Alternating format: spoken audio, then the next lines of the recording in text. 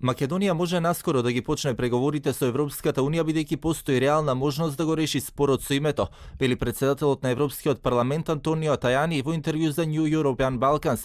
Во интервјуто тој наведува: поранешната Југословенска република Македонија има постигнато значаен напредок и јас сум оптимист во однос на двете прашања, и спорот за името и за можноста наскоро да ги отвори пристапните преговори, вели Тајани прашан дали ова е добра година за земјата да го реши спорот и конечно да ги почне преговорите. Во насока на проширување на Европската унија, но интеграциите на земјите од Западен Балкан сега кога со унијата председава Бугарија и бугарскиот претседател Румен Радев порача дека Западен Балкан треба да биде дел од европското семејство, бидејќи само така Европа може да биде целосна и стабилна.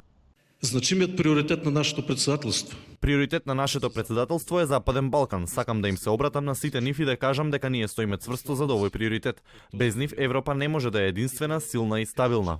Вице-премиерот за европски прашања Бујар Османи пак и вчера порача дека владата нема план Б доколку не се реши спорот со името и дека оваа година е клучна за тоа, но исто така изрази надеж дека Европската унија ќе даде нови рокови за преговори и интеграција на земјите од Западен Балкан, иако постојат држави членки кои се спротивставуваат на давањето нови рокови.